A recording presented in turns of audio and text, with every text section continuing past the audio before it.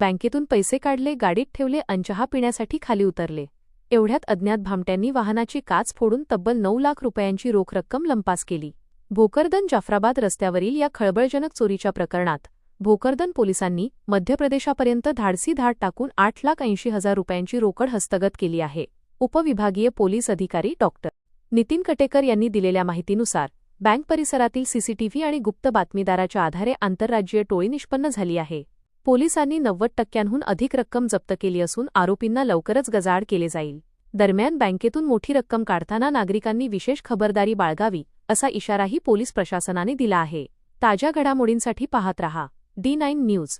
जी चोरीची घटना घडलेली होती त्यामध्ये सगळ्यात कमी वेळेत भोकरदनची जी टीम आहे, आपले किरण बिडवे PI, राहुल बांगर PSI राजपूत आणि त्यांचे इतर जे सहकारी आहेत अंमलदार आणि माननीय SP साहेबांचं जे गायडन्स आहे, याच्यामुळे खूप कमी वेळात तो गुन्हा उघडकीस आणलेला आहे. यामध्ये जी घटना घडली SBI बँकेमध्ये, त्या ठिकाणच्या CCTV फुटेजचे ॲनालिसिस आणि गोपनीय माहिती तसेच राज्याच्या बाहेरील जे मध्य प्रदेशमधले जे आरोपी होते त्यांच्याशी योग्य समन्वय साधून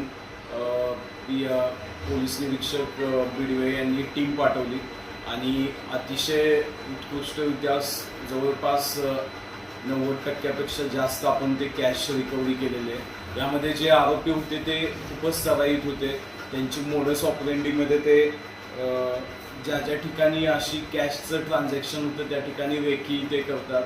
शक्यतो ते मोटरसायकलचा वापर करतात, हेल्मेट वापरतात चेहरा दिसू नये म्हणून आणि यांच्यावरती अगोदर पण गुन्हे दाखल आहेत आणि ते लॉकचा वापर करत नाहीत गुन्हा घडल्यानंतर. त्यामुळे ह्या एवढे सगळे चॅलेंजेस असताना यांनी गोपनीय माहिती आणि एका चिकाटीनं प्रयत्न केले आणि आपल्याला ते पूर्ण कॅश मिळाली. आरोपींची नावंसुद्धा निष्पन्न झालेली आहेत, त्यांनासुद्धा आम्ही लवकरच अटक करू. अशा पद्धतीने हा गुन्हा उघडकीस आणण्यासाठी भोकरदन पोलीस स्टेशनने खूप चांगली कामगिरी केली. काय आवाहन करणार तुम्ही नागरिकांना सर? ह्या घटनेच्या अनुषंगानं बघितलं तर असं वाटतं जी कॅश आपण ट्रान्झॅक्शन करतो आणि कॅरी करतो तर यामध्ये काळजी घेणं खूप आवश्यक आहे. ह्या घटनेत तरी CCTV फुटेज होते, परंतु ती बॅग त्यांनी एका वाहनामध्ये ठेवली आणि बाहेर चहा पिण्यासाठी गेले होते.